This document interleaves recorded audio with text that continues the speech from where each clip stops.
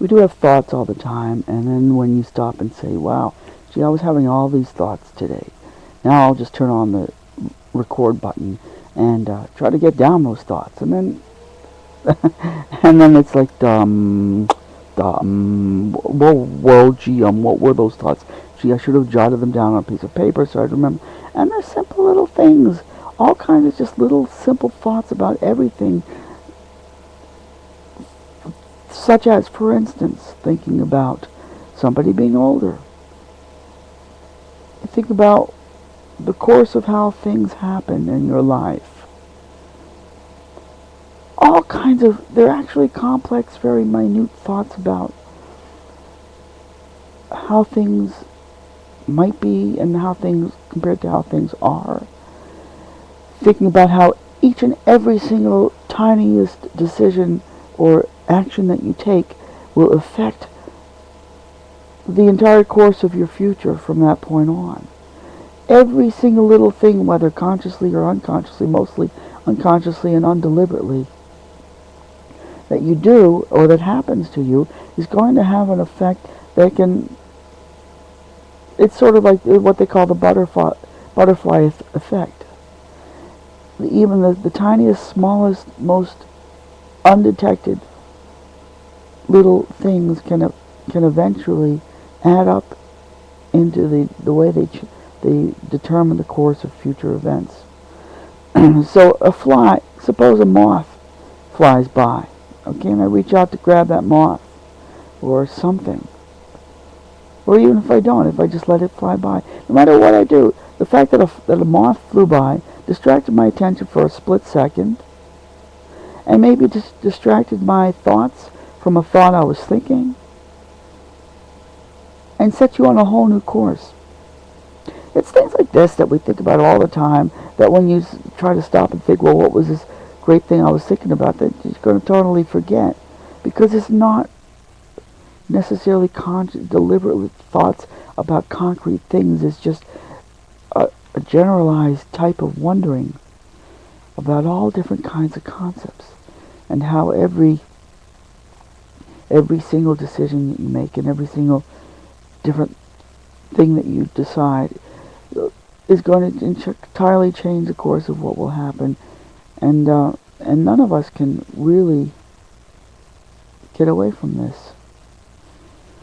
And if you look, for instance, let's say you've narrowed it down to, I mean, I've been looking at hundreds of different little houses, looking at them, evaluating, thinking, well, what if I were to buy this little house and try to live in it, and how would it be?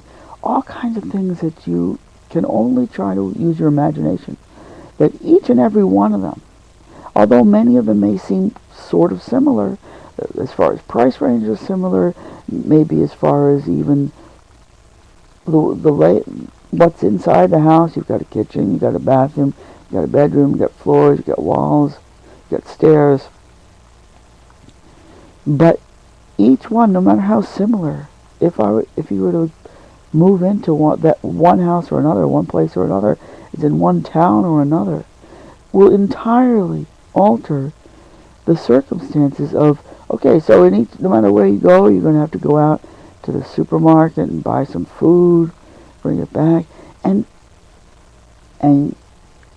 it's all entirely going to change.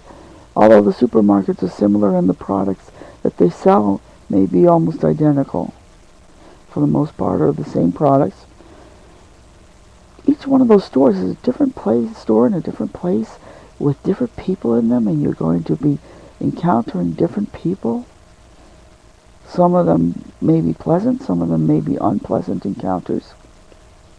Many of them are just boring encounters where you're just trying to get out of the way of somebody else. But they're all different people, and the places you'll be living in will be different places. The streets you'll be going down, the trees you'll be looking at, the birds you'll be hearing singing, are going to be entirely different depending which place you move to. And there you are looking at hundreds or even dozens, or even if you've narrowed it down to like 5 different houses on your list of possible favorites. got a favorites list and you saved 5 houses on there.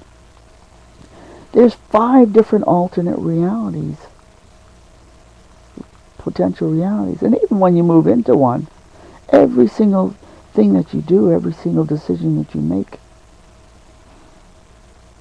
or every single action you take, and what time it is at the time, how long it takes you to make that decision, or to decide to do this or to do that, is going to totally affect the whole course of your future.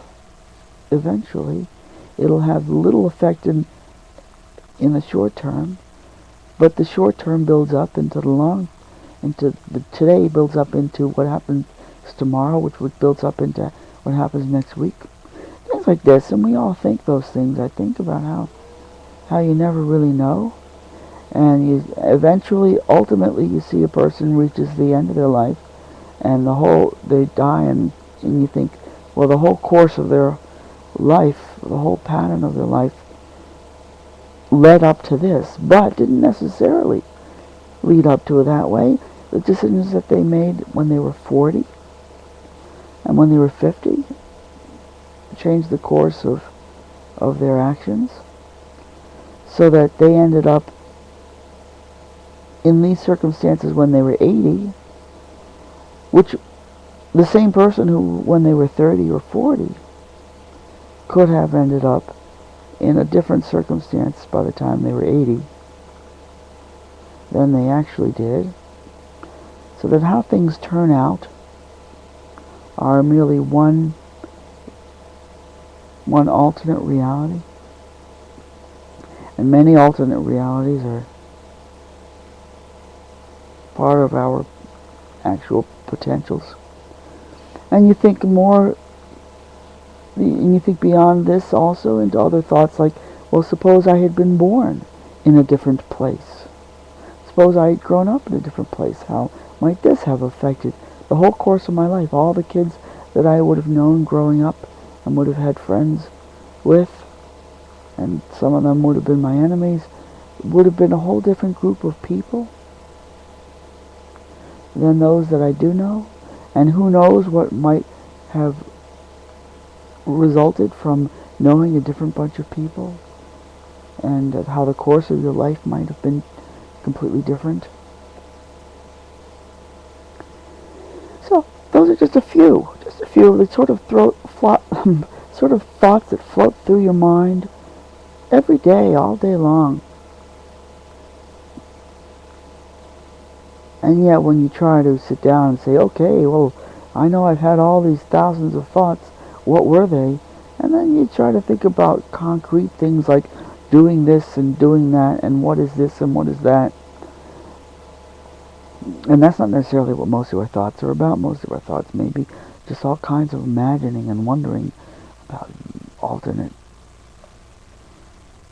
thoughts and the many possibilities in life and things like that. That just can keep you endlessly wondering about things. Alright, so that's enough for this little rant or ramble.